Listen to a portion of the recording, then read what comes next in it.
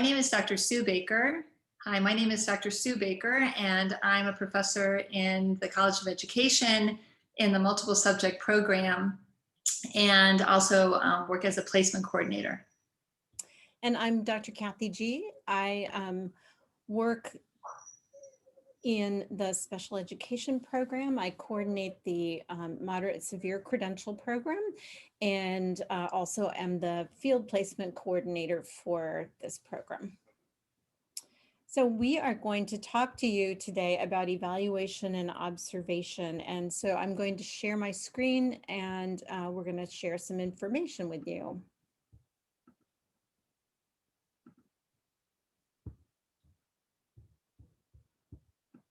So observations and evaluations.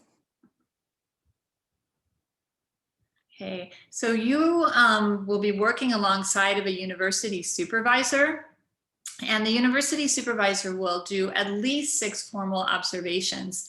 But beyond the observations that are conducted by the university supervisor, please plan times to observe your student teacher and to give them feedback on their teaching practice.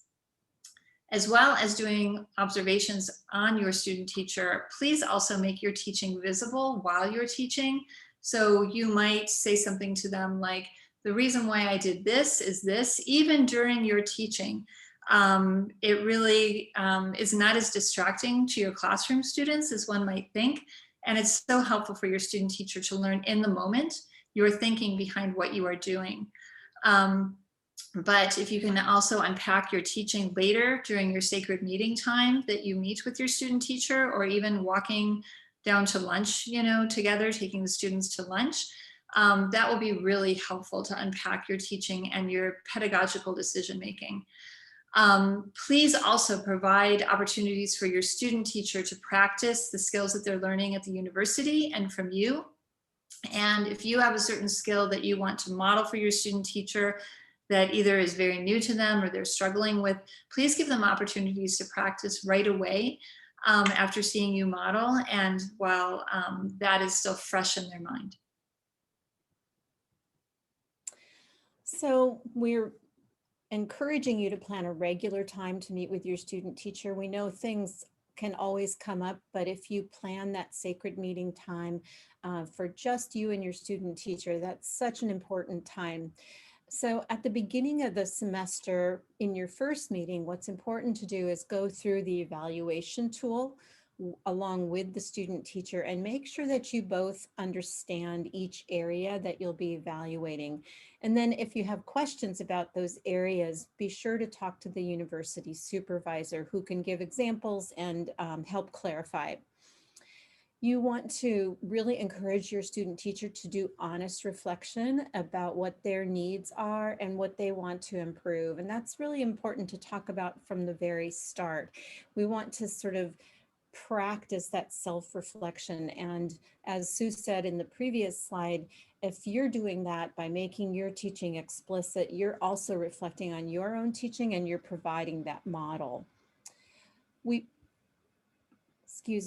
want you to also use your regular meeting times to provide feedback to your student teacher about their instructional practices and their interactions with your students. And then provide as many opportunities as you can to have them apply that feedback soon after your meeting. Also, on top of modeling for your student teacher practices that you want them to be able to work on, as well as providing them feedback on their teaching, please help them understand the behind the scenes work that teachers do.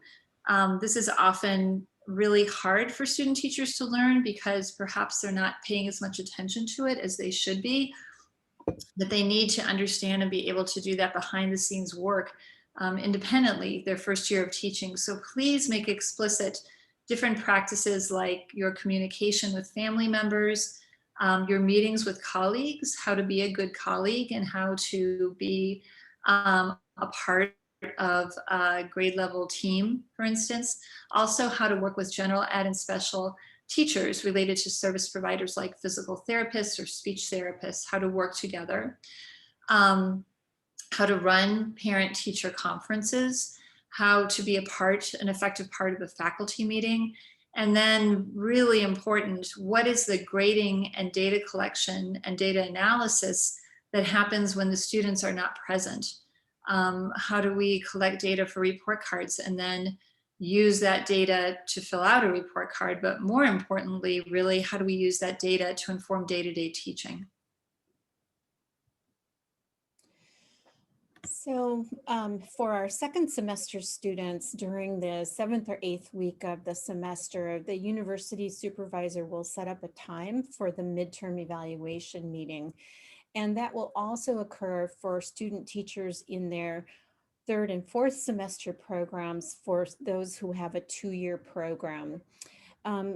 What you're going to do is provide the student teacher with an opportunity to reflect using the evaluation tool prior to the meeting. And then you and the university supervisor will each fill out the evaluation tool. And we'd really like you to provide an honest review based on the rubric provided.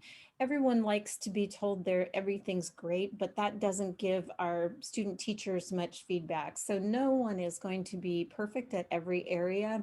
So really think about that rubric and give an honest review of what things they're doing well and what things they really need to work on.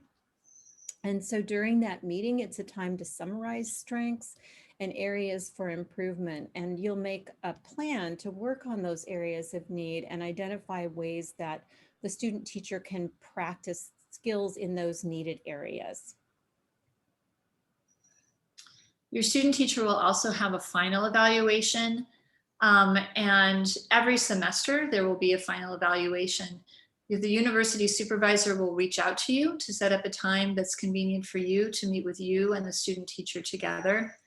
And it'll be important that the final evaluation is an extension of the midterm evaluation. The midterm evaluation informs the final evaluation so that you and the supervisor and the student teacher can all discuss improvement and areas to focus on leading from the midterm evaluation.